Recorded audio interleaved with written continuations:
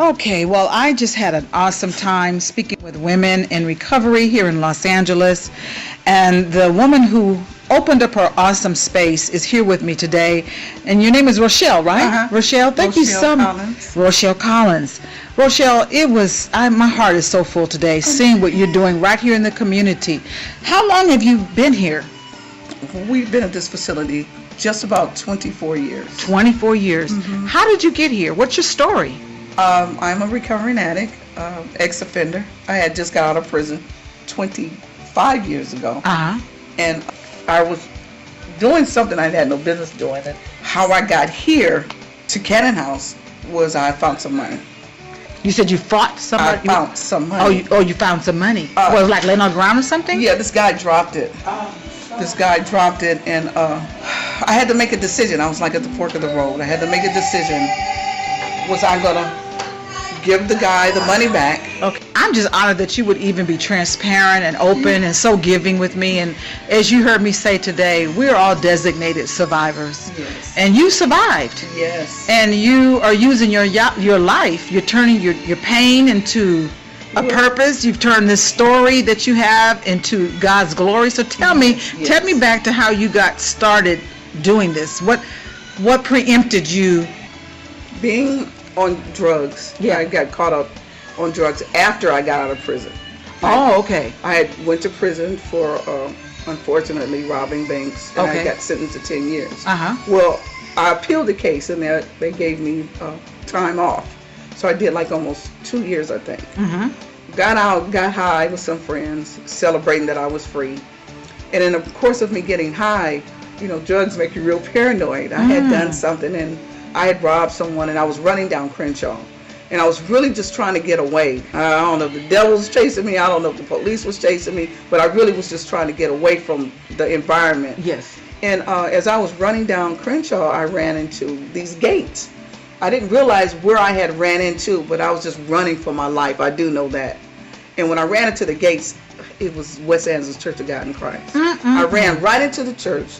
It was an elder standing at the door. He beckoned me to come in. I had like 3 rocks in my hand. I had on 3 pair of pants. I was really messed up bad. Missing front 3 tooth. pair of pants, missing teeth, hair rocks in your hand, hair, and they invited you into the door. Well, they beckoned me to come in. And Ron Simmons, which was sitting there when you came in, he's one of the founders of this particular 12 Spiritual Ways to Recovery meetings that was going on at the time. So they thought I was there for the meeting, but I wasn't. Okay. I was running from the police or from somebody. I was running from them. But it was, to me, all destiny. It was just God ordering my footsteps. And so they beckoned me to come into the meeting. When I came into the meeting, they took me to treatment. And when they took me to treatment, it was a spiritual environment. And then they introduced me to the 12 Spiritual Ways to Recovery, which is really how I got tapped into the Bible and tapped into the steps. The steps actually teach you how to live through Scripture. And it was a lady who spoke life into me, and you had mentioned that in your speech. She told me, welcome home. It was over. I had done the right thing. But her words kind of like just got into my your heart. spirit. Yes. I found out 3 months later it was Bishop Blake's wife. I had no idea who he was or she was. Yes. I just didn't know. And so I've been in West Angeles ever since for 25 years. I haven't came out yet. One day I was out looking for a job. I was so discouraged. I had borrowed the guy who I'm married to now. I had borrowed his car. I got a flat. While I was sitting there on the flat wondering what I was going to do because I didn't have any money, a gentleman got out of his car. He rushed into the store, but as he was running, he dropped his wallet. And so I'm sitting in the car watching this. Now, keep in mind, I'm an ex-convict, recovering addict, dope fiend, all that negativity and that I had been dealing with in the past. And forgive me, I'm just all over the place because I'm so excited. Yes. But I really had to make a conscious decision.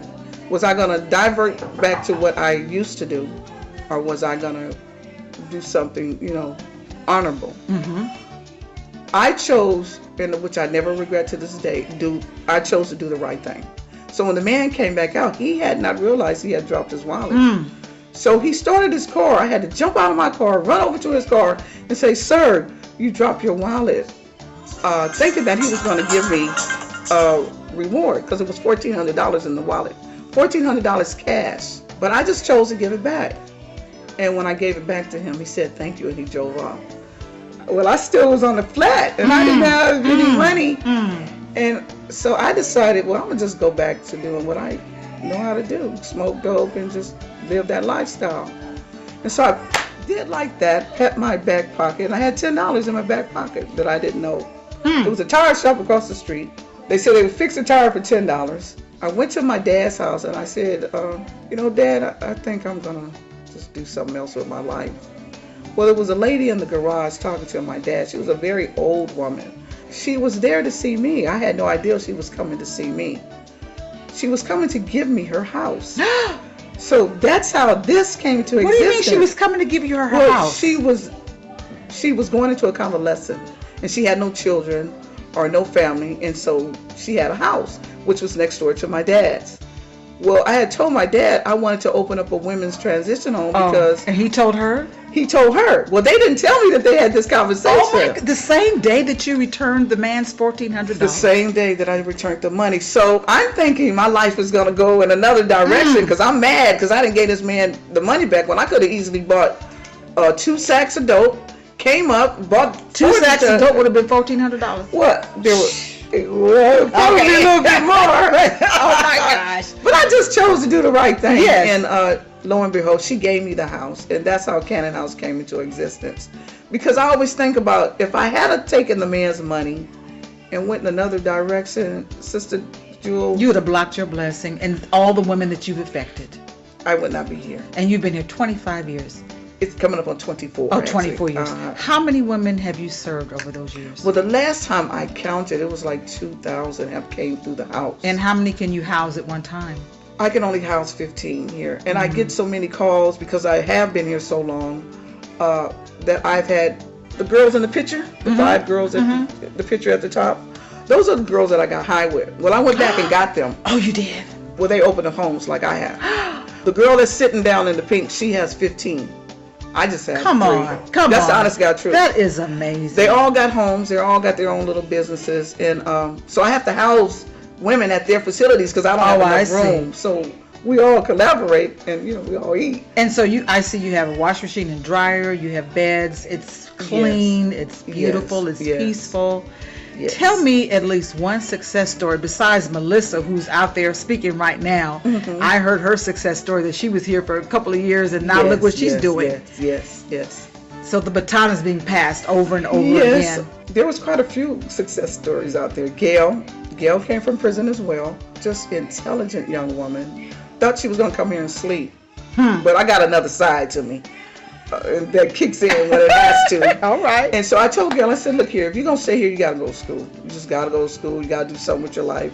She fought me all the way down to Dominguez College, but now she's gotten her master's in African American studies. She has a master's in psychology.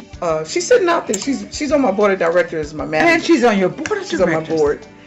Rochelle, you're just amazing. I mean, look how God is using you. Servant unto the Lord. I know, but you don't look like what you've been through. That's what everybody you can says. just walk right past you and not even know. And this is what I love about it, is that I try to infuse this idea of compassion and treating everyone as God's child. We don't know the story, the battle, the testimony people have been through. And for you to sit here today and share this with me and to sponsor this wonderful event today of all these women, I am just beyond blessed and impressed. I am just humbly grateful. Yeah, and I'm humbly grateful too, because if it had not been for the grace of God, I could be sitting out there or upstairs in one of those rooms. Absolutely. You know, so if you could give one message to, I have thousands of listeners, if you could give them one message today, somebody that's on the edge, someone that has lost hope, someone that feels that they're not worthy, someone who had a day like you did, it's like, you know, God, forget it, I'm just done. What would you say to that person?